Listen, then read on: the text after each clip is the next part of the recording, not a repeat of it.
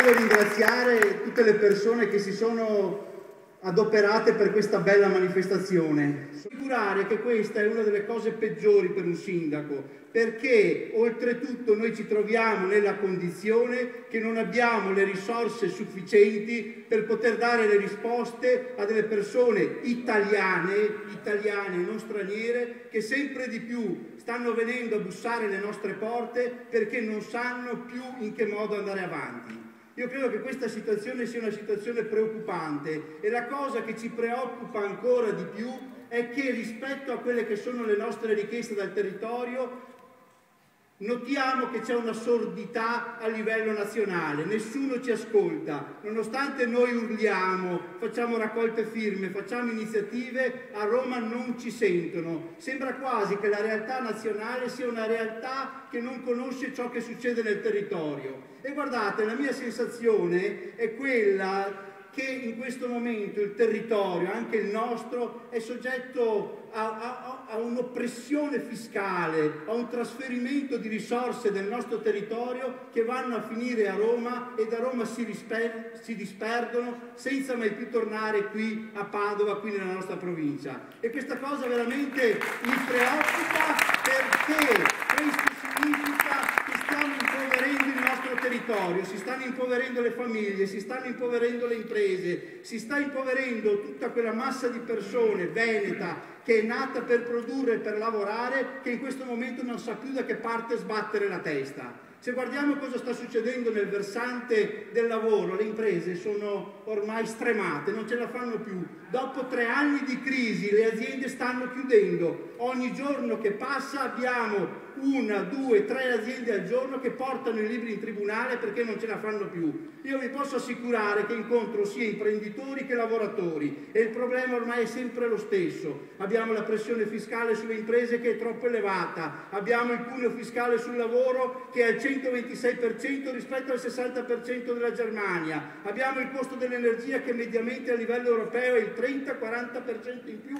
degli altri paesi. Abbiamo un problema di burocrazia asfissiante che fa di tutto per portare i nostri imprenditori a chiudere le proprie imprese. Quindi è una situazione veramente preoccupante e drammatica che io come sindaco, devo dire, mi fa molta ma molta paura, anche perché nel momento in cui entrerà in vigore la riforma del mercato del lavoro il prossimo anno, avremo meno sostegno da parte dello Stato verso i lavoratori e quindi se nei primi 10 mesi abbiamo perso 3 punti percentuali, io sono convinto che il prossimo anno la disoccupazione schizzerà a livelli mai visti. Allora rispetto a questo noi abbiamo voluto organizzare questo incontro, che ha un titolo importante, che è l'Italia che vogliamo. Vogliamo aprire un dibattito qui con Oscar Giannino, perché ognuno di noi dentro di sé ha la voglia di cambiare, ha la voglia di ritornare a quello che era prima, ha la voglia di cambiare questo paese che non è più in grado di dare delle risposte. Ed è per questo che gli amministratori, le associazioni, il territorio, tutto si è messo insieme e vuole creare questi momenti di aggregazione per capire come possiamo venirne fuori da questa situazione per noi e per i nostri figli. Io credo davvero che se non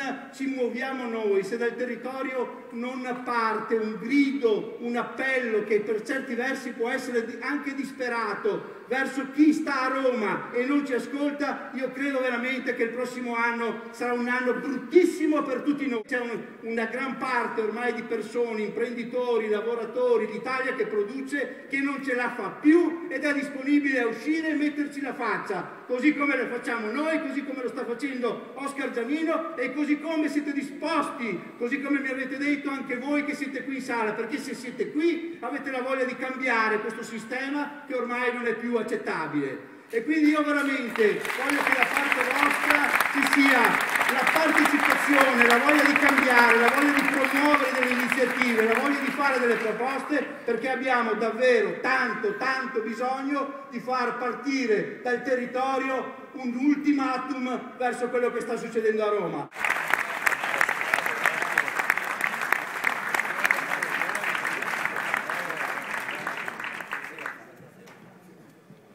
Sarà un caso, sarà una necessità, ma se qualcuno di voi stamattina ha ascoltato la trasmissione che conduco su Radio 24, Radio di Confindustria, chi ha trovato stamattina in trasmissione qual era l'oggetto della trasmissione? trovato dei sindaci.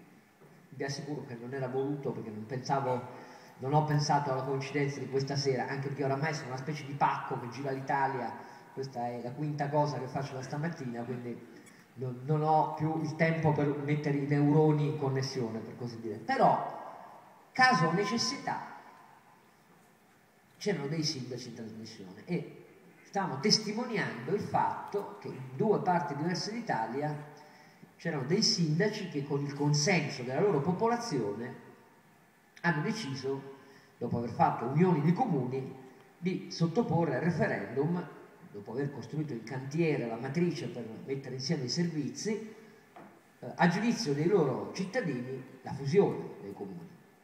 Perché c'erano questi ospiti nella trasmissione e perché io ritualmente, era già l'ennesima volta che io erano in trasmissione loro come altri di cui seguo queste vicende? Perché a chi conosca i numeri e la realtà della terribile crisi con cui siamo alle prese, dovrebbe essere abbastanza chiaro qual è stato l'effetto, tra i tanti effetti asimmetrici e dilapidatori di risorse di questi anni, di ciò che lo Stato centrale ha posto in essere all'interno delle autonomie. E cioè la scelta di questi anni, malgrado quello che i più delle forze politiche promettevano quando prendevano i voti, è stato quello di tagliare letteralmente l'erba sotto i piedi, o meglio, nell'ultimo anno, di spezzare le gambe alla trincea più avanzata, che è quella incaricata di organizzare la risposta dei servizi più vicino ai cittadini. Esattamente, è questa la trincea in cui stanno i sindaci, quelli delle piccole amministrazioni, dei piccoli comuni, laddove si sono concentrati, cioè il più negli anni, anno dopo anno, dei tagli di risorse reali. E non si sono solo aggiunti i tagli di risorse reali, sono poi aggiunti anche le beffe, per cui con l'IMU si è diventati anche esattori aggiuntivi in conto patrimoniale, ovviamente, dello Stato. Ogni volta che è cambiato il colore politico delle maggioranze a Roma, ogni volta agli amministratori è stato promesso, per esempio, che si cambiava questa trappola delirante che è il patto di stabilità interna, quello che bastona i comuni virtuosi che hanno avanzi di bilancio, gli impedisce di allocare le risorse che virtuosamente sono state risparmiate su poste diverse di spesa, o per pagare i fornitori o per realizzare piccole opere. Però tutte le volte che la promessa è venuta, tutte le volte è stata smentita, perché la Ragioneria Generale, qualunque fosse il colore del governo in carica, fosse quello del centrodestra in questa legislatura come sul governo Monti, la Ragioneria Generale prevale sempre sulle buone intenzioni. Allora partiamo da questo presupposto che a me è ben chiaro, poi ci tornerò di nuovo alla fine.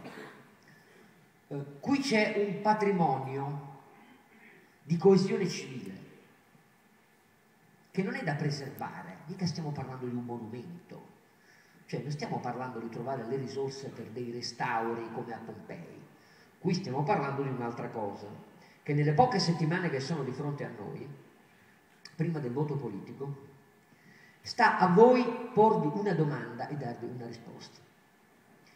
La domanda è: malgrado il poco tempo a disposizione e le inevitabili difficoltà, non sappiamo nemmeno con quale legge elettorale andremo a votare, e anzi credo che i partiti ce la faranno sapere all'ultimo secondo la legge elettorale con cui andremo a votare, ma la domanda è: si può, anzi si deve, in così poco tempo e in così penuria di risorse, non preservare, ma dare una rappresentanza diretta a questo patrimonio civile e civico, portando un po' di questa gente laddove la loro voce non viene ascoltata, laddove la voce dei loro cittadini non viene presa in considerazione, laddove la voce di tutti coloro che purtroppo pagano come non mai nel reddito, nel patrimonio, nella fiducia del futuro i costi di questa crisi? Ecco, questa è la domanda alla quale voi dovete dare una risposta. Perché io poi vado alle conclusioni e vi prospetto la mia opinione, però intanto iniziamo con questa bella domanda. Ci credete ancora voi al fatto che la domanda possa essere data da una di quelle formazioni politiche nelle quali magari avete dato il vostro voto o collegato la vostra esperienza amministrativa in questo o quel piccolo o medio comune, ci credete ancora? Beh, io non ci credo più, ve lo dico con grande sincerità e lo dico con amarezza, perché chi vi parla non è un qualunquista antipolitico giustizialista. La mia cultura è diversa, io riconosco alle forze politiche un ruolo essenziale in qualunque paese civile, ordinato e moderno. Ma il problema è un altro, noi dobbiamo fare un bilancio degli anni che abbiamo alle spalle e un bilancio che deve partire da alcuni numeri sulla realtà con cui siamo alle prese in questa Italia di oggi nel 2012. Perché solo partendo da una analisi severa e concreta, numeri alla mano, di quello che sta avvenendo, noi siamo meglio in grado forse di dare una risposta a noi stessi e di capire se malgrado le difficoltà non sia il caso di fare qualche cosa che per me ha un solo paragone nella storia italiana. Quando dico che ha un solo paragone non è quello del 92-94, non è la fine della Prima Repubblica, no, quella è una specie di mare forza 2 in confronto ai fenomeni con cui siamo alle prese oggi. Oggi, se sommiamo il numero di milioni di italiani che nei sondaggi rispondono o negando intenzione di voto, cioè dicendo vado a casa e non vado a votare, resto a casa e non vado a votare, e se a questi sommiamo quelli che dicono nell'intenzione di voto o voto protesta pura, cioè Movimento 5 Stelle per capirci, oppure comunque non sono più intenzionato a dare un voto ai partiti a cui l'ho dato le ultime volte, se sommiamo queste tre componenti siamo larghissimamente a una somma che fa più di un italiano su due, cioè siamo più del 50% del corpo elettorale che dice o non vado a votare o voto Grillo o comunque se mi convinco ad andare non do il voto a chi l'ho dato prima. Allora, un fenomeno di queste proporzioni, storicamente, numeri alla mano, ha un'unica circostanza, la storia moderna dell'Italia in cui è avvenuto. Non è il 92-94, sapete che cos'è? È come se fossimo, invece che nel novembre 2012, nel novembre, non sono balzate di fronte all'anno che cito adesso, come se fossimo nel novembre del 1945. Quantitativamente i fenomeni che stanno avvenendo nel distacco, nella condanna, nella ripulsa che milioni di italiani danno al quadro politico precedente è analogo quantitativamente al riorientamento di fondo che avviene in un'intera società italiana e in quelle proporzioni è avvenuto solo allora. Io capitale umano di quegli anni sto dicendo un'altra cosa, cioè sto dicendo che le proporzioni del riorientamento che la società italiana esprime dicendo non mi posso riconoscere più in questo quadro di rappresentanza sono paragonabili a quelle di allora. E vedete allora agli albori della Repubblica il quadro dei partiti che portò gli italiani a fare la scelta prima istituzionale e poi all'elezione dell'Assemblea Costituente aveva le idee molto più chiare di quelle dei partiti di oggi, cioè sapevano che malgrado la lotta al fascismo nell'esilio e malgrado la resistenza non avevano dentro di sé la forza per rappresentare davvero la complessità di un paese in ginocchio come era quello dell'Italia della fine del 45. E allora cosa fecero allora? E lo fecero con un coraggio che non ha mai avuto uguali poi nella storia della Repubblica, purtroppo, perché ci siamo troppo discostati da quel costume. Ebbero il coraggio di fare un grande appello alla società italiana, dicendo sì, noi abbiamo i leader, noi abbiamo personale politico, ma noi abbiamo bisogno di dirvi le porte sono spalancate, scegliete quale di noi, ma dalla società civile italiana accettate l'idea di essere voi i rappresentanti dell'Italia. Badate bene che quello che sto dicendo trova riscontro fattuale nel fatto che se voi andate a esaminare in termini comparati il tipo di eletti dell'Assemblea Costituente e lo paragonate a quello dei parlamenti successivi fino ad oggi, troverete delle sorprese assolute. Nell'Assemblea Costituente entrano casalinghe che scompaiono poi dai parlamenti, entrano braccianti, fittadoli, mezzadri, lattonieri, sono 2 lattonieri addirittura, oggi sono idraulici per così dire, operai meccanici, operai portuali, maestri di scuola elementare, tutte categorie sparite nella rappresentanza politica, non è che non ci siano nell'Italia di oggi, sparite. Cosa vuol dire? Vuol dire che l'Italia di allora, pur in ginocchio com'era e disperata com'era, l'Italia della generazione di mio padre e di mia madre, che sono ancora vivi, uno del 17 e uno del 25, quell'Italia lì ci ha creduto in quelle settimane disperate, del fatto che c'era bisogno, incanalandosi in scelte politiche, anche molto ideologizzate, come ovvio non erano quelle dell'Italia dell'epoca, però ha creduto di mettere in piedi una cosa che appariva disperata. Eppure in pochi mesi venne un miracolo per l'Italia dell'epoca, che adesso io cambierei, perché la Costituzione io la cambierei, ma se pensate all'Italia agropastorale in ginocchio e priva di onore nel quadro internazionale del 45 al 46, guardate che la Costituzione è un miracolo da quel punto di vista, ed è un miracolo che è stato reso possibile perché c'erano italiani normalissimi che avevano accettato l'idea della scommessa di rappresentare politicamente. Per la prima volta si votava col suffragio universale femminile, pensate, eppure gli italiani dell'epoca hanno considerato possibile questa cosa e l'hanno fatta. Se sappiamo analizzarli, se lo facciamo al netto del dover compiacere il quadro politico uscente o quello entrante, perché ce n'è uno entrante, ce n'è uno entrante, noi dobbiamo riconoscere che la durezza della crisi con cui siamo alle prese purtroppo si deve a un mix di politiche sbagliate. Quando dico la durezza intendo questo: noi siamo in questo 2012 assistendo a una perdita record di reddito delle famiglie italiane, più del 3% in un anno, non capitava dal secondo dopoguerra, a una perdita dei consumi ancora più grave, meno 3,6, meno 3,7%. Rischiamo un saldo negativo delle imprese italiane in questo 2012 di oltre 100.000 unità in un anno. Si calcola che dall'inizio di questo 2012 circa 30.000 imprese, poco meno, siano andate tra Carinzia, Serbia, Slovenia, Canton Ticino. Se pensate solo a cosa è avvenuto nel mercato dell'auto, nel mercato dell'auto in questo 2012 stentiamo a vendere 1.400.000 auto nuove. Se levate quelle comprate dalle società e le flotte aziendali, siamo a poco più di 900.000 auto comprate da famiglie. Sapete qual è l'anno in cui si vendevano 900.000 auto a privati in Italia? Il 1959, per capirci. In termini di reddito pro capite siamo tornati indietro a quello di 14 anni fa. In termini di prodotto industriale siamo 30 punti sotto metà del 2007, 25 punti sotto metà del 2008.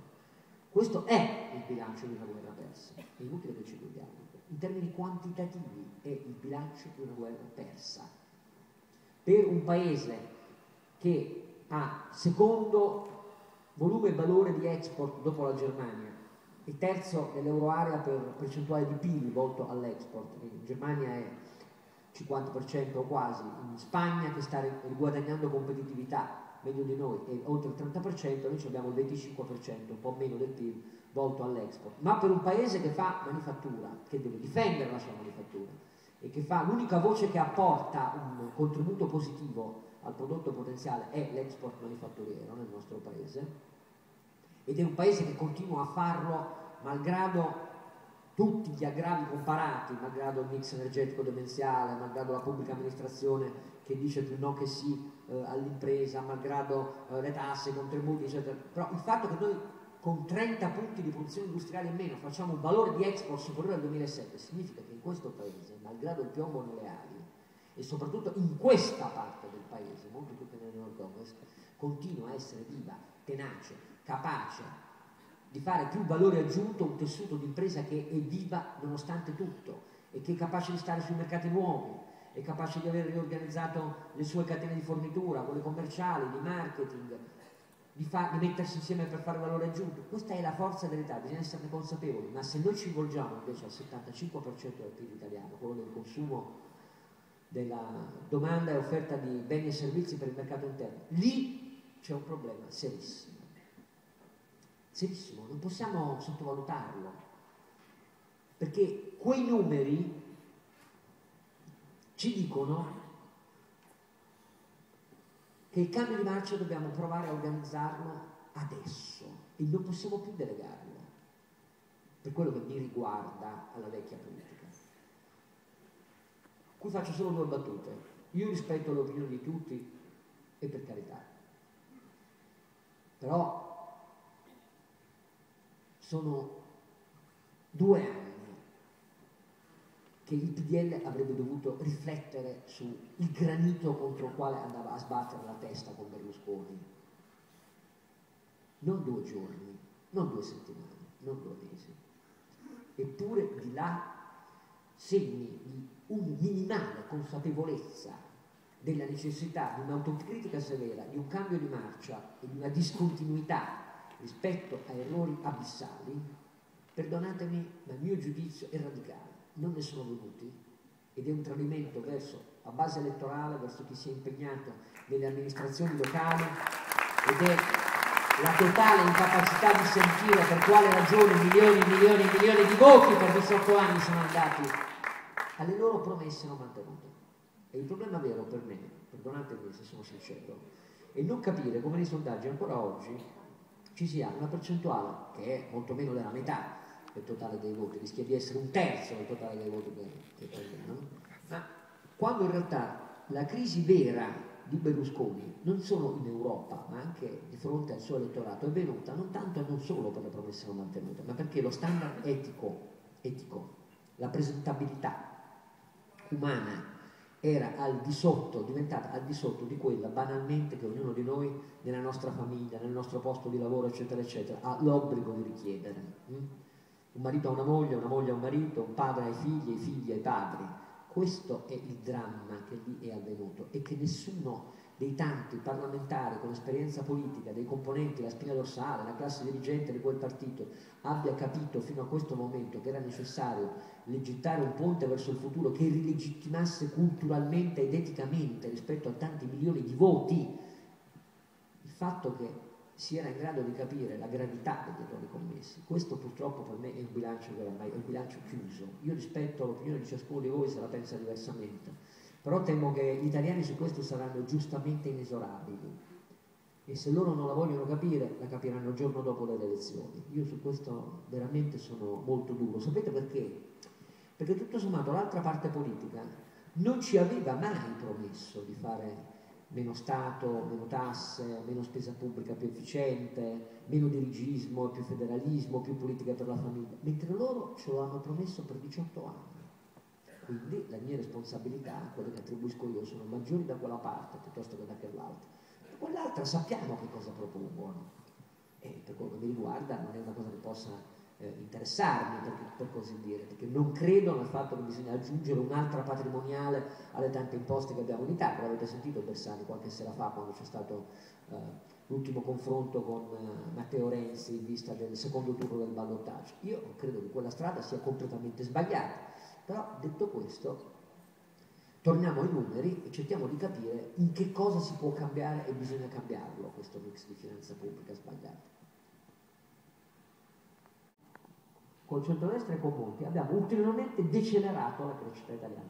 Noi oggi stiamo perdendo più punti di prodotto della Spagna. La Spagna ha una disoccupazione più che doppia rispetto alla nostra e aveva 1/3 di PIL di bolla immobiliare da sfiammare ed è per questo che hanno più di 200 miliardi di attivi liquidi in pancia alle loro banche e devono andare agli aiuti europei. Noi no, non avevamo questo problema. Eppure noi stiamo perdendo più punti di prodotto della Spagna. Perché? Purtroppo per 3 ragioni sulle quali ha pesantemente inciso il mix di politiche pubbliche di questi ultimi 3 anni. Il fisco, le banche, i pagamenti. Il fisco. Noi siamo l'unico paese euroscassato, cioè rispetto a Spagna, Portogallo, Irlanda, Grecia, che ha pensato, grazie a quelli che scrivono le misure di finanza pubblica, cioè la Ragioneria Generale dello Stato e poi a firmarla sono i ministri, per Monti prima e Monti dopo, e Grilli adesso, abbiamo pensato di fare l'80% del miglioramento dei nostri saldi triennali con più tasse. Cioè con 105 miliardi di maggiori entrate in 3 anni, a fronte di una perdita di prodotto e di reddito delle proporzioni che c'è nel nostro paese, e dopo i 6 punti di PIL che avevamo perso tra 2008 e 2009, 105 miliardi di maggiori entrate. Tra il 2006 e il 2012 noi siamo riusciti, sputando sangue, ad aggiungere 121 miliardi di PIL nominale, di prodotto nominale nel nostro paese. Lo Stato negli stessi 6 anni se ne è presi 141 miliardi rispetto ai 121 che siamo riusciti ad aggiungere a fatica al PIL.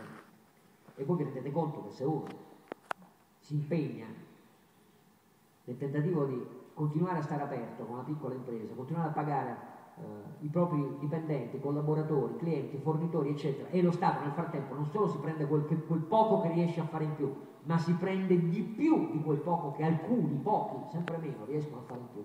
L'effetto disincentivo è totale. Ecco perché le imprese se ne vanno, come ovvio. Ecco perché le multinazionali non vengono più, no? Mentre gli altri paesi hanno salvato la piccola impresa negli abbioni fiscali, noi abbiamo alzato le imposte dirette con le addizionali locali, indirette 2 volte l'IVA, l'aliquota generale, patrimoniali con l'IMU, conto titoli, tasse sugli autoveicoli oltre i 2000 di cilindrata, eccetera, eccetera, eccetera. Non ci voleva un master per capire che se tu non sai distinguere a chi alzare le imposte, salvando chi fa più prodotto e tiene più il reddito e la coesione sociale, cioè il lavoro, otterrai un'ulteriore decrescita del tuo prodotto. Non ci voleva un master. È puntualmente quello che ci hanno regalato anche il tanto lodato governo dei tecnici con Monti.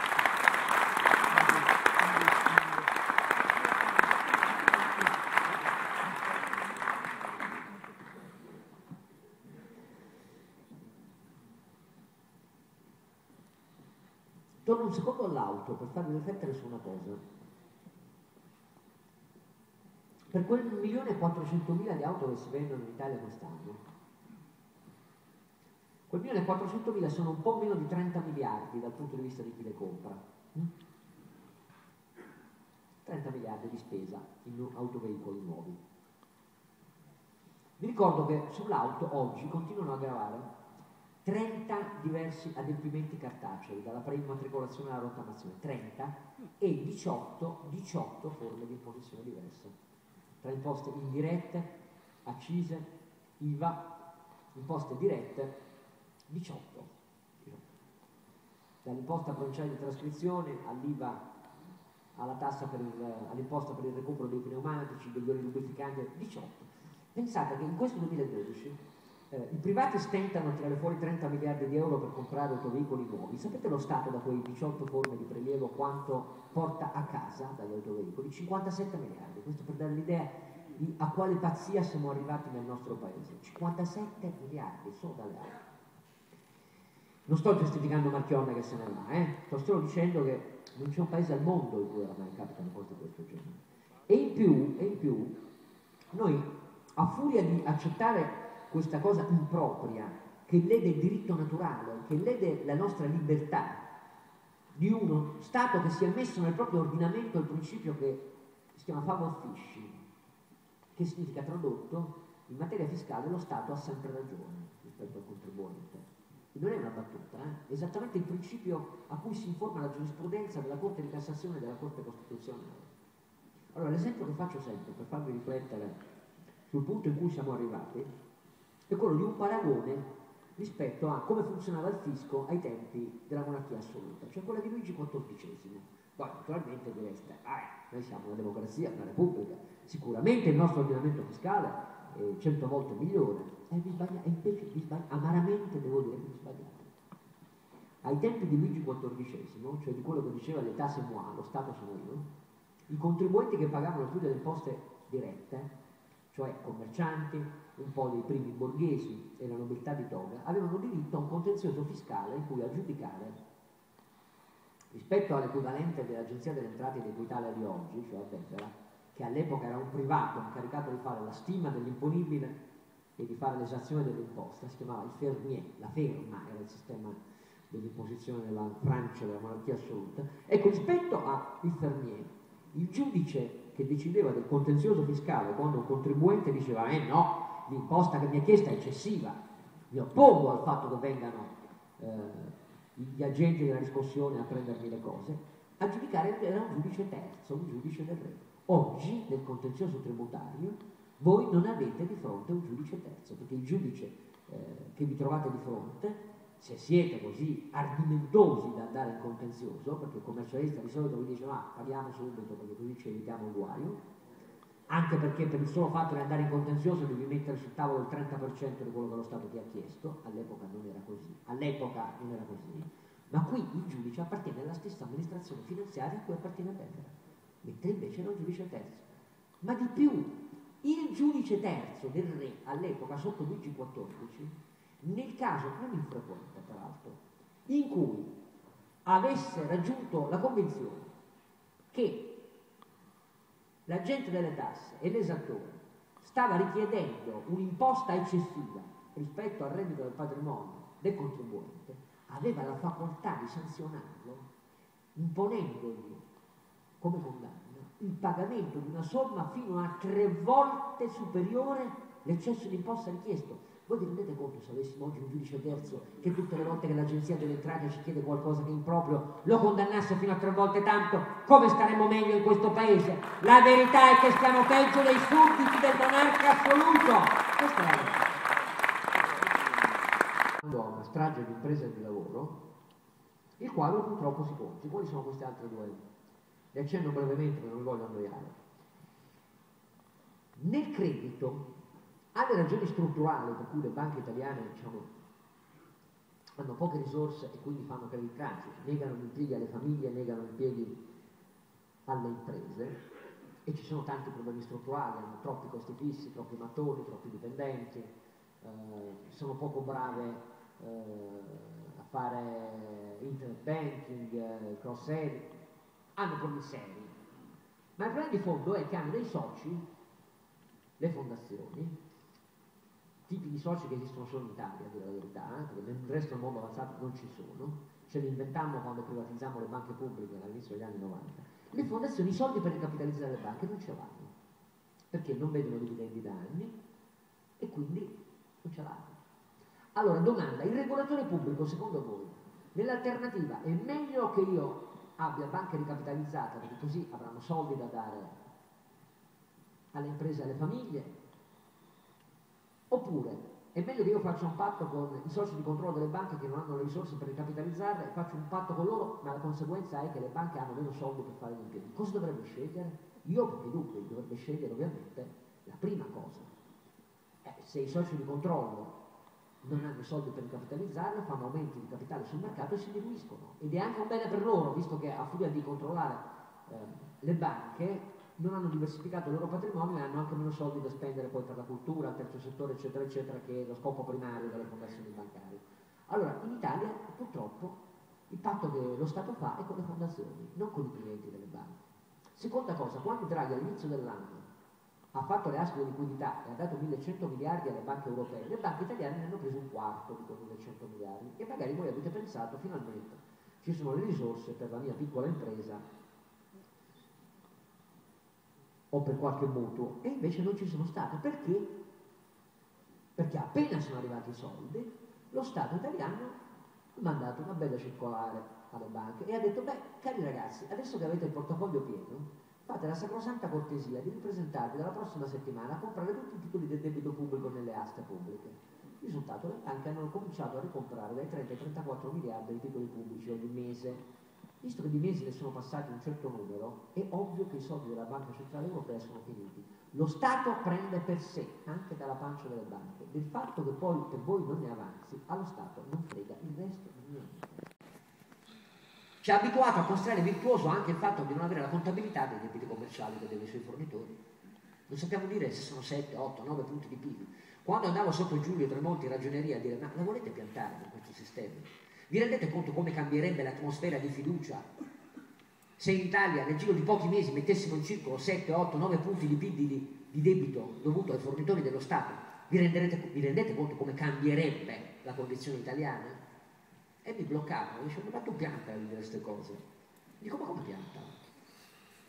Canzio, ragioniere generale, ma che stai dicendo? Questo debito c'è, quindi va fatto emergere e va pagato, e lui rimaneva fermo. Dico: cosa mi vuoi dire? Se non lo fai emergere nella contabilità vuol dire che non vuoi pagarlo? E lui faceva, Allora, voi capite che quando io dico che lo Stato ha perso il diritto di rappresentare il fulcro etico di un ordinamento, perché lo Stato questo dovrebbe essere, no? Ha perso questo diritto perché lo Stato si comporta come un brigante, mentre invece giustamente noi dobbiamo adempiere alle leggi. Lui per sé fa eccezione alle leggi, lui dice che i privati si devono pagare a 30 giorni, ma i suoi debiti non ti dice neanche a quanto ammontano, questo è il punto di fondo. Lui ti leva le detrazioni e deduzioni per i mutui, mentre per decreto legge a luglio si è abbassato le pigioni che paga i privati del 15%. Quanto piacerebbe anche a me avere l'affitto che diminuisce del 15% per decreto? E invece lo hanno fatto. Questo sarebbe il governo dei tecnici. Dei tecnici di che cosa? Della spoliazione, permettetemi. Allora, a quel punto mi dice un capo sezione della Ragioneria Generale: ma caro Giannino, e piantala lì di difendere sempre queste piccole imprese a cui noi non paghiamo i debiti. Come dico, come sarebbe dire piantala lì? Quella è la spina dorsale del paese da difendere, come sarebbe dire piantala lì? E se ne esce in questo modo. Ma ammettiamolo una volta per sempre, noi non possiamo dirlo ovviamente in pubblico, ma se in questo paese alla fine un po' di decine di migliaia di piccole imprese italiane chiudono, se un po' di centinaia di migliaia di italiani si fanno passare questa illusione di voler fare i piccoli padroncini, ma sai quanti punti di produttività guadagniamo? Guardate, questa roba mi è stata detta testualmente. Io sono rimasto così incredulo che lì per lì volevo reagire con 2 ceffoni. Dopodiché ho detto: scusa, ti posso rispondere a modo mio? Ma quanti punti di produttività guadagniamo se tutti quelli che ragionano come te li mettiamo in un vagone piombato e li mandiamo dove giustamente bisogna mandare?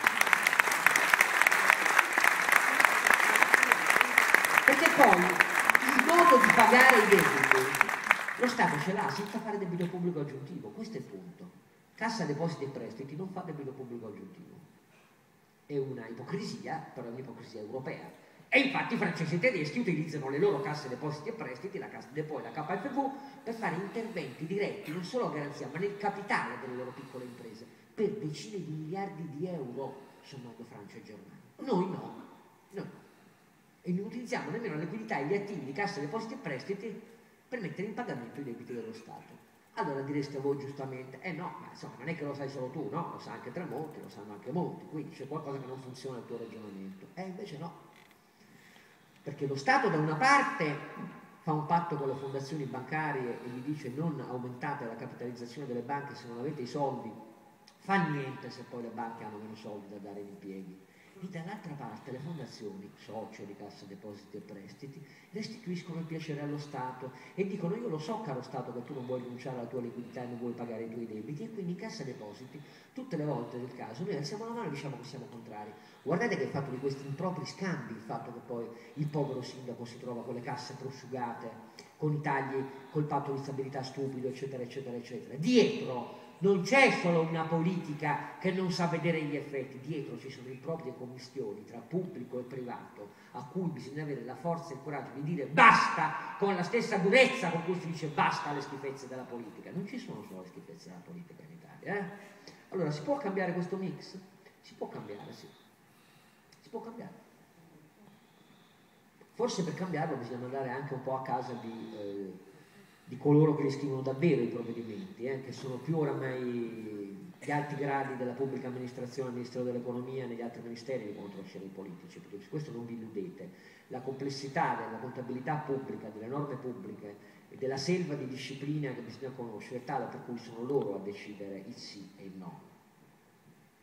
E infatti la mia idea è che bisognerebbe mandarne a casa un bel po' di questi signori, un bel po'.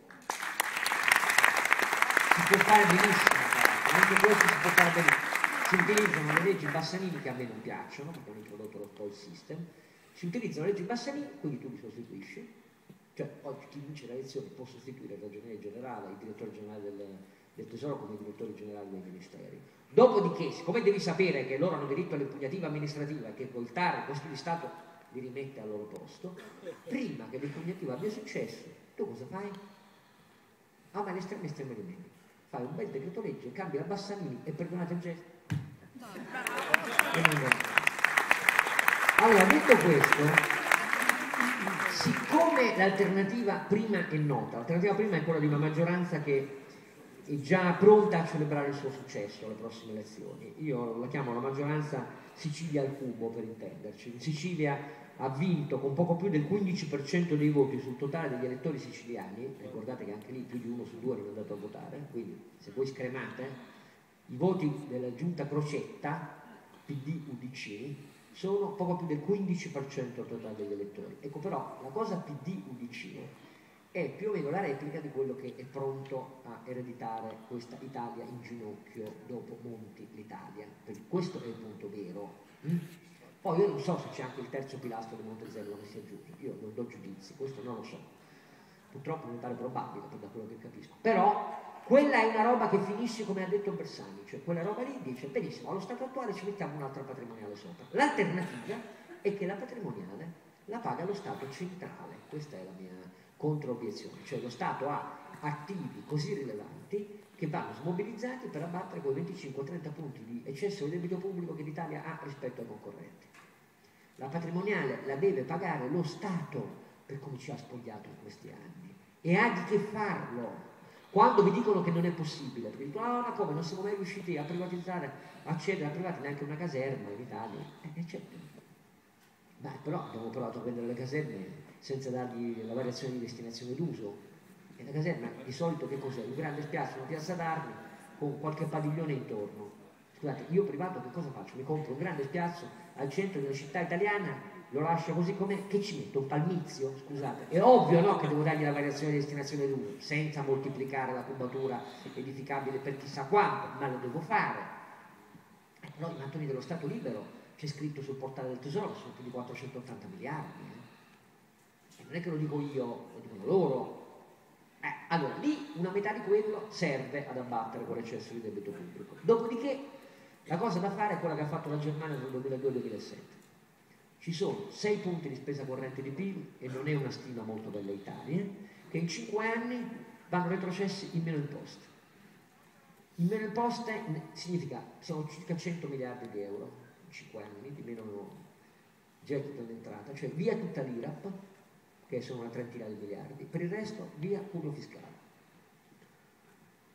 Questa roba si può fare, si deve fare.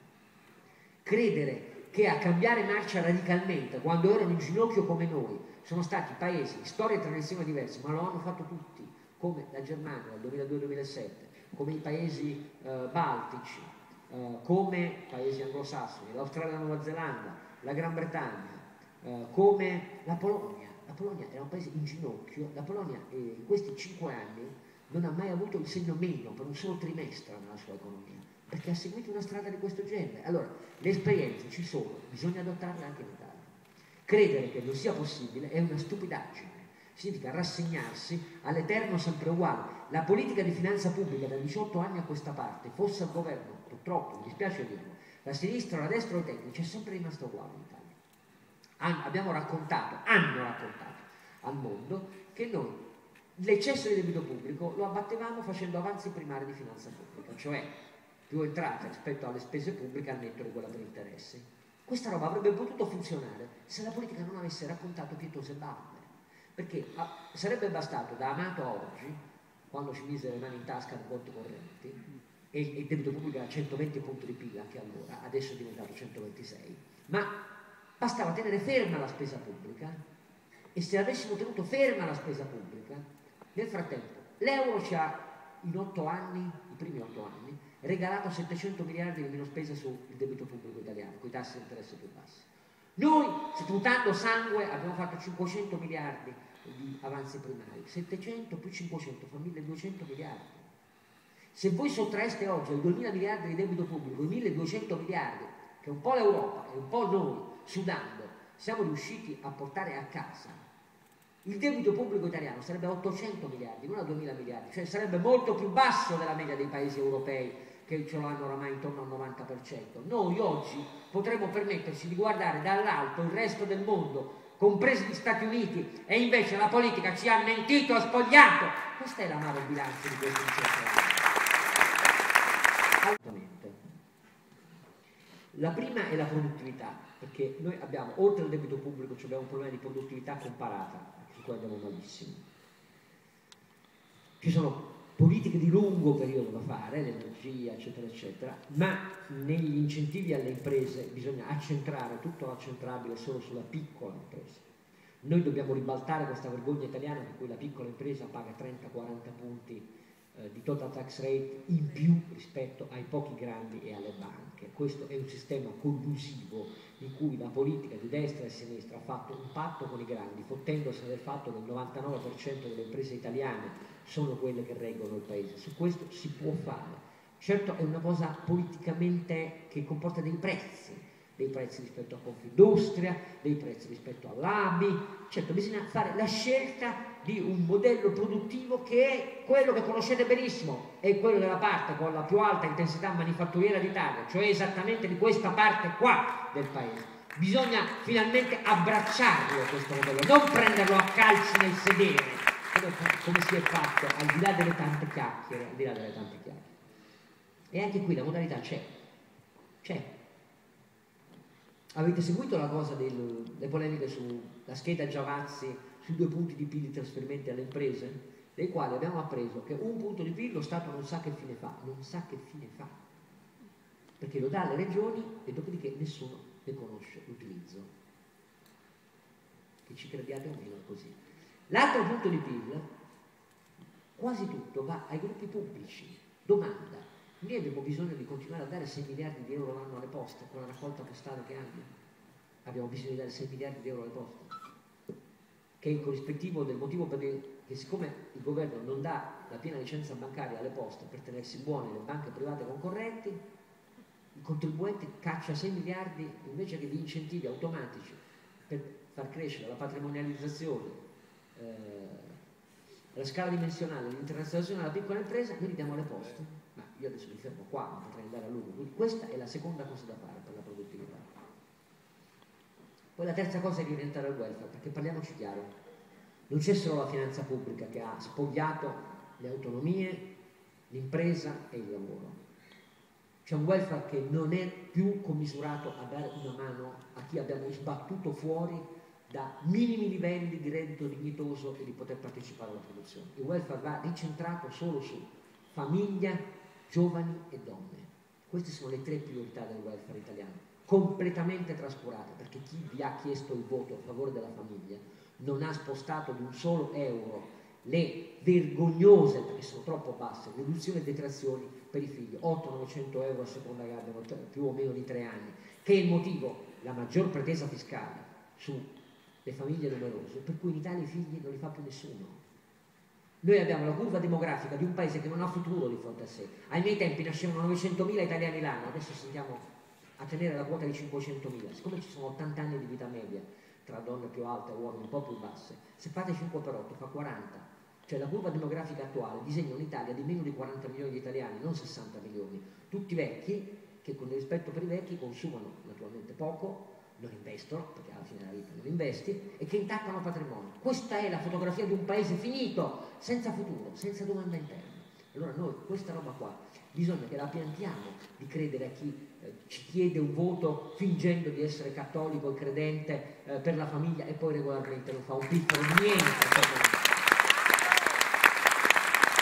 Bisogna consigliare i tempi di lavoro nelle aziende, cioè bisogna piantarla di avere questo tasso bassissimo di partecipazione delle donne al mercato del lavoro, e non è solo un problema di leggi, cari maschi in sala, guardiamoci negli occhi, è un problema culturale prima che di leggi, perché noi siamo tutti figli ancora di una concezione, magari qui ci sono solo eccezioni, però io in tutte le imprese in cui lavoro quando avevo 17 anni ho visto episodi vergognosi.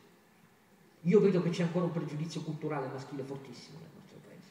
Io stesso sono figlio di un padre da cui me ne andai quando avevo 17 anni per difendere mia madre, perché la generazione di quelli come mio padre, perdonate se sono un po' urticante, concepiva il fondamento di come si avevano radicati i rapporti di genere all'interno dei bordelli, che molti rimpiangono nel nostro paese. Perché poi io ci lavoro, nei posti di lavoro ci parlo con i maschi. Allora qui c'è un problema culturale, capite? I paesi dove la curva demografica è più alta e dove c'è un welfare che sostiene meglio i malati cronici, gli anziani, tutti i problemi dei disabili, sono quelli in cui le donne partecipano di più al mercato del lavoro, non di meno. Quindi qui bisogna che noi cambiamo la testa. E bisogna che noi entriamo in una dimensione di welfare per la quale i giovani e le donne piantiamo di considerarli come se fossero uguali a un maschio 45enne che ha un contratto a tempo determinato, perché non è così nell'Italia in cui viviamo, non è più così. Lo so che l'articolo 2.3 della Costituzione dice che siamo tutti uguali, lo so che i contratti nazionali di lavoro dicono che siamo tutti uguali, ma la realtà dice che non è vero, e allora io guardo la realtà. Cosa vuol dire? Vuol dire che noi dobbiamo entrare in un mondo in cui a chi ha minore anzianità contributiva, cioè i giovani e le donne, o i disoccupati di lungo periodo che a quel punto perdono l'anzianità contributiva, a parità di reddito realizzato, a parità di lavoro svolto, noi dobbiamo dare una pressione fiscale sul reddito, una pressione contributiva sul lavoro inferiore a quelli di coloro che hanno più anzianità contributiva. Quando il loro percorso lavorativo andrà avanti, gli alziamo la pressione fiscale e contributiva, ma noi abbiamo bisogno di iniziare a dare reddito disponibile nelle tasche dei milioni di italiani che oggi non ce l'hanno, e dobbiamo alzare l'incentivo alle imprese per aumentare l'occupabilità dei giovani e delle donne, non fare come la riforma Fornero, che dando una rigidità nei canali di ingresso diversi a tempo determinato, come giustamente diceva il sindaco, ci regalerà più disoccupazione dall'anno prossimo. Il ministro, quando gliel'abbiamo detto mentre si discuteva la riforma, ci ha detto non è vero. Poi 3 settimane fa ha fatto un'intervista al Sole 24 e dice: devo ammettere che sull'ingresso nel mercato del lavoro abbiamo sbagliato. Ma non si potevi pensare prima, dico io. È come quando Tremonti rilascia l'intervista e dice: ci ho ripensato, sono contrario alle ganasce fiscali. Ma prima di fare il provvedimento non potevi dare retta a chi te lo veniva a dire? Perché c'era chi lo andava a dire, perdonate, non è vero che non c'era, non è vero. Io concludo da dove ho preso le mosse. Se ci credete davvero, io ci credo, che siamo come nel novembre del 45, e la differenza è che stiamo messi molto meglio di allora, non raccontiamoci paure, con tutti i guai che abbiamo, ma è incomparabilmente superiore la condizione dell'Italia di oggi rispetto a quella di allora. Ma se davvero credete che siamo un po' come nel novembre del 45, se davvero credete che come allora, non passando per i vecchi partiti, questa è la mia opinione, c'è la necessità di dare una rappresentanza diretta, anzi di prendersela la rappresentanza diretta, a nome di imprese che non devono morire, lavoro da garantire a chi non ce l'ha, reddito per impedire questa strage terribile che c'è in Italia, e anche avendo in testa un modello di amministrazione pubblica che difende chi è stato falcidiato come i comuni e chiede di più all'attivo patrimoniale dello Stato invece che delle famiglie, allora la conclusione diventa: che cosa pensate di fare? Solo di lamentarvi? Di scommettere ancora sulle famiglie politiche che in qualche maniera provano ancora a sedurvi? PDL non so come faccio a sedurvi, visto che è la 4ª volta che smontano le primarie, erano arrivate a avere 19 concorrenti, tra un po' sono più concorrenti che il numero delle volte che l'hanno annullata, scusate, ma è una roba ridicola, di che cosa stiamo parlando? La povera Giorgia Meloni era partita, non si è neanche reso conto che gliel'hanno annullata, è rimasta da sola per strada con i suoi manifesti. Guardate che è proprio la mancanza elementare di senso di adesione con la realtà, cioè quello che avviene nel centro-destra italiano, che da queste parti non è che prendesse proprio pochi voti, da quello che mi risulta, no? Non è che prendesse proprio pochi voti. Allora, se pensate che la risposta da dare a questo problema sia che è venuto il tempo di prendersela questa rappresentanza, allora io non vedo molte alternative al fatto che ce la dobbiamo prendere insieme, non insieme a me, io figuratevi che sono Napoleone Bonaparte. Io ho lanciato semplicemente un appello a fine luglio insieme ad alcuni altri, siamo diventati 40.000 aderenti, adesso continuiamo a crescere. Abbiamo poche risorse però, di sicuro, abbiamo enorme bisogno, come lo avreste voi se credete a questo pezzo di strada congiunta, non di fare il partito insieme ci mettiamo a decidere chi comanda, noi abbiamo bisogno di costruire veicoli di rappresentanza che ci aiutino entrambi, tutti quanti, liste civiche, eccetera, eccetera, a avere le firme per presentare candidati, scegliere candidati dal basso di grande qualità e con un grande rigore su come si scelgono, perché la gente va fatta compartecipare alla scelta di candidati che abbiano le idee chiare, che dicano noi non vogliamo il finanziamento pubblico perché abbiamo aggirato la volontà degli italiani, che sciolgano il conflitto di interesse prima che divenga obbligatorio per leggi, Ma a queste condizioni abbiamo bisogno di creare veicoli di società civile senza credere di dover condividere il 100% dei valori su cui i vecchi partiti chiesa fingevano di avere una risposta per tutto. Alcune, poche, chiare priorità. Cambiare il mix di finanza pubblica, avere idee chiare sul welfare e la produttività,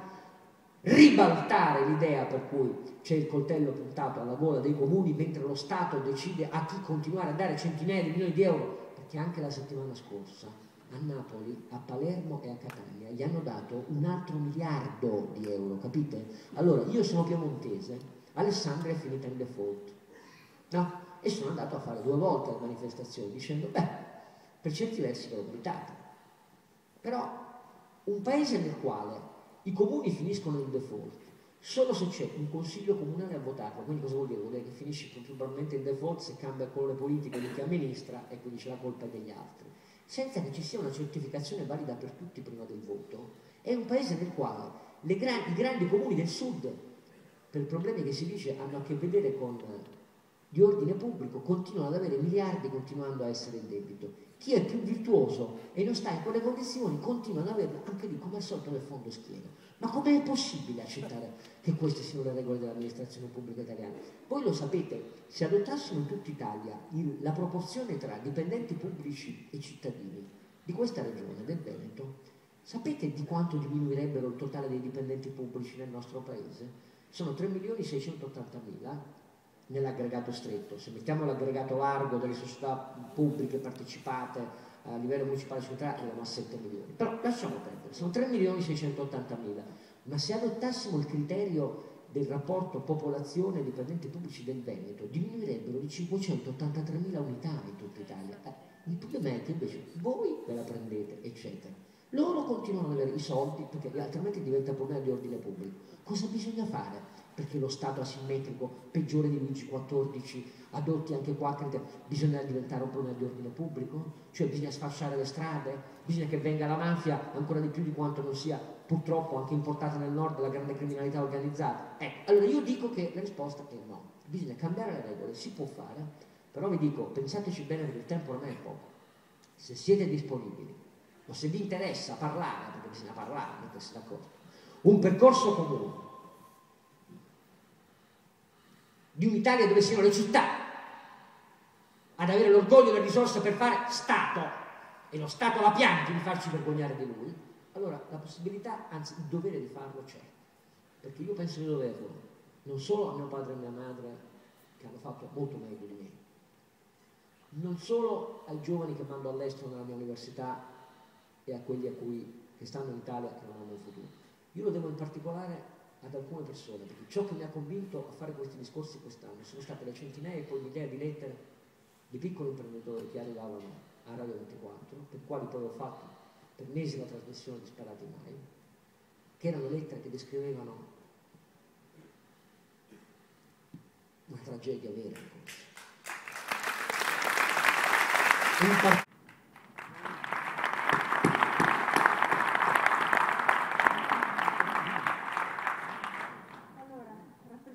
Speranza al lavoro, probabilmente lei l'avrà già sentito parlare perché ci ha anche invitato alla sua trasmissione. E noi rappresentiamo tutti coloro che soffrono a causa del lavoro, per cui imprenditori e lavoratori che hanno perso il lavoro. Quindi ascoltiamo situazioni drammatiche. In 6 mesi di vita dell'associazione abbiamo già avuto più di 600 interventi, più di 600 persone che si sono rivolte a noi. I problemi maggiori che emergono sono innanzitutto collegati alla solitudine e all'indifferenza in cui si trovano a versare queste aziende, questi imprenditori, questi lavoratori. Allora io chiedo, di fronte all'indifferenza e alle solitudini rispetto all'illegalità, ad esempio l'ha citata anche lei prima, l'illegalità che vede le aziende soccombere di fronte alla concorrenza sleale, ad esempio, e a una criminalità, come citava, che sta diventando sempre più arrogante, sempre più presente. Abbiamo molte testimonianze a questo riguardo. Di fronte alle banche che non fanno credito, di fronte alla burocrazia che è sempre più insormontabile, all'insolvenza dei pagamenti, che era stato detto, Di fronte a tutto questo, che lei conosce bene perché ci ha lavorato anche lei, ascoltando le telefonate che arrivavano, di fronte a tutto questo, si può ancora dare speranza al lavoro? Ci possono essere delle sacche a cui rivolgersi in modo da trovare dei momenti di speranza? Ovvero, quanti suicidi ancora sono necessari per arrivare ad una soluzione? Grazie. Beh, la prima testimonianza mi sta molto a cuore perché ho già detto che cosa ha rappresentato questo fenomeno per me e quanto mi senta vicino a quello che è avvenuto. La speranza per le imprese c'è, secondo me, bisogna cambiare, come mi sono sforzato di dire prima, alcune caratteristiche di fondo del mix delle politiche pubbliche nel nostro paese, di ciò che lo Stato chiede alle imprese, di ciò che tende a dare a imprese diverse da quello che lo meritano, e poi a come abbiamo organizzato appunto la pressione fiscale contributiva. Bisogna poi anche cambiare un po' di... Io sono molto critico anche verso l'associazionismo d'impresa, a dire la verità, cioè la parte pubblica ha molte responsabilità, però il problema della qualità della rappresentanza non c'è solo nella politica nel nostro paese, c'è anche nella rappresentanza della società civile, a cominciare da quella di imprese.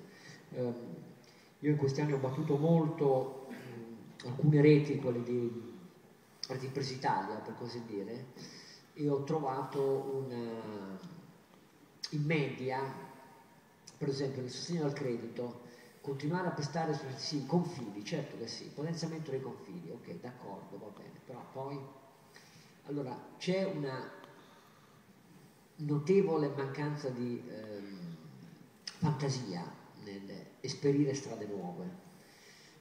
Si può elaborare per esempio rating patrimoniali diversi da quelli dei tradizionali numeretti in base ai quali, come è ovvio, oggi le banche ti negano credito? La mia risposta è sì, si può. Si può, se uno ha l'intelligenza di capire che spingendo un po' di propri associati, magari anche piccoli, magari anche artigiani, a mettersi insieme non significa fondere e quindi rinunciare al titolo proprietario, significa che su alcuni progetti tu metti insieme alcuni intangible e su quelli elabori un rating da proporre alle banche territoriali e nazionali. È solo un esempio, ma per dire che la parte di politiche pubbliche che da cambiare me l'hai sentita dire, la parte anche di associazionismo di impresa da cambiare non me l'hai sentita dire, ma è un'altra cosa da cambiare.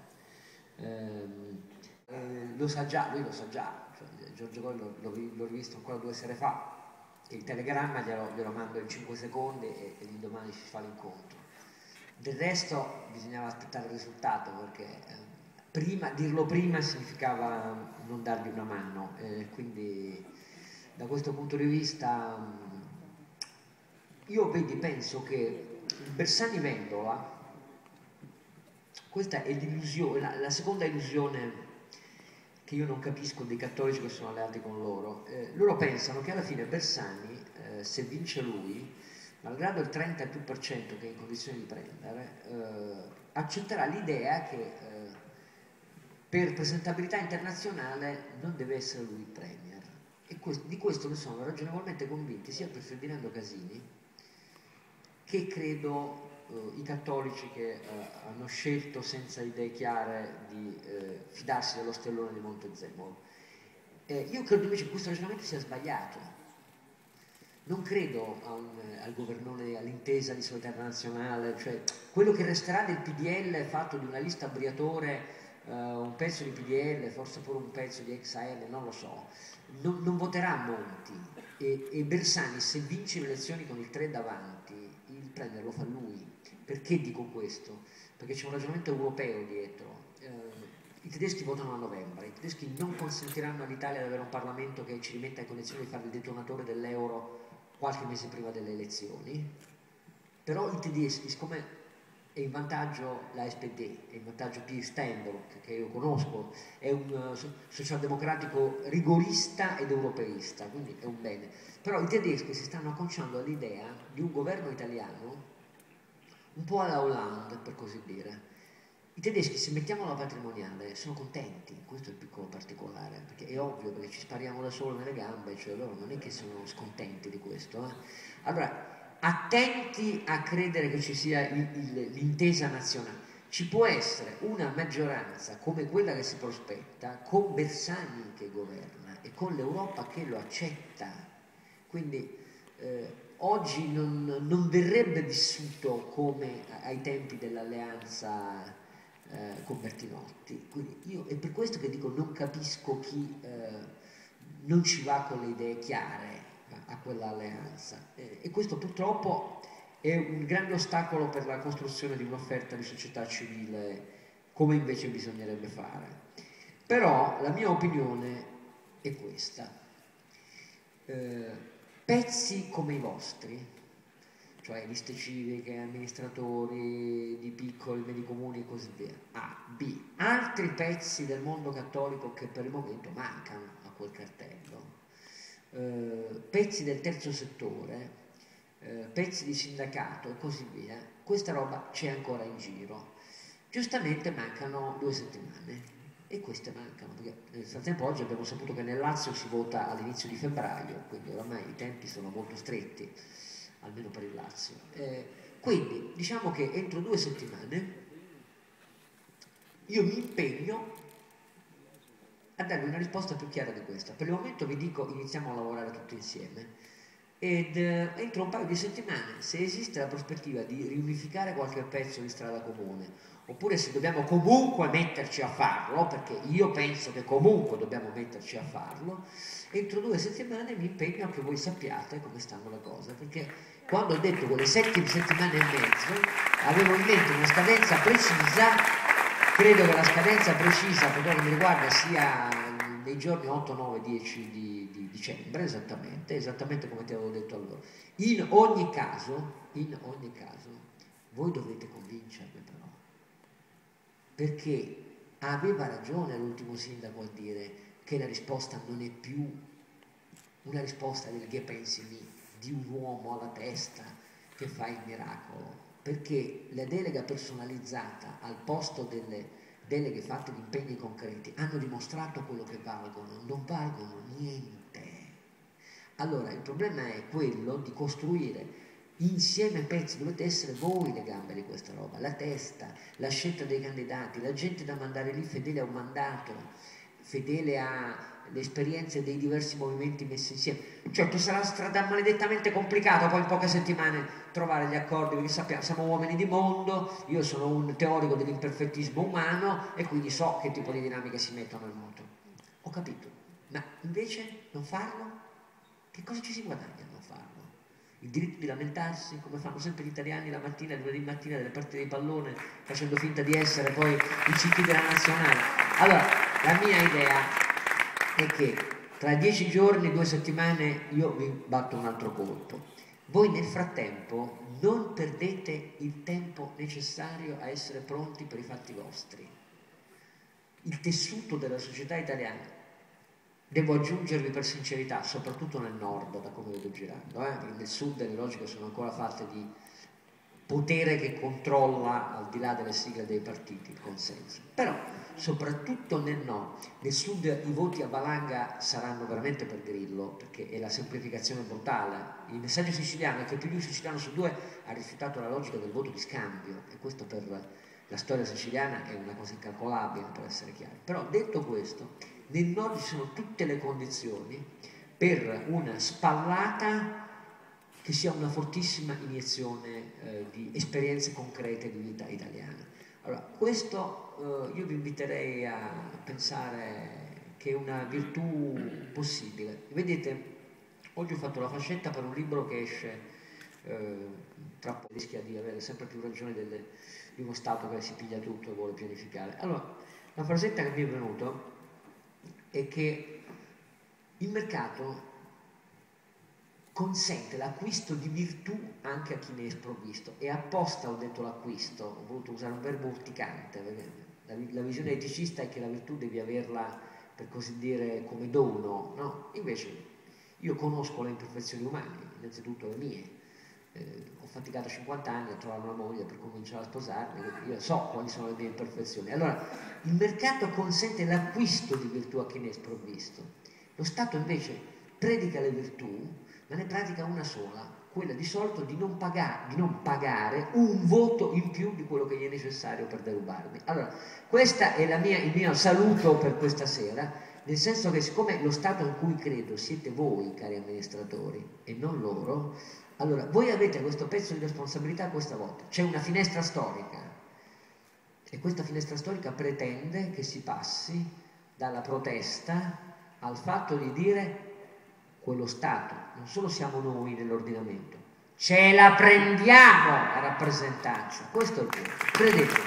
E grazie per essere stati con me e io di essere stato con voi in questa bellissima serata, che a questo punto non finisce, perché mi pare di capire che è un'esperienza che continua, perché io vi ho preso in parola questa sera. Grazie a tutti.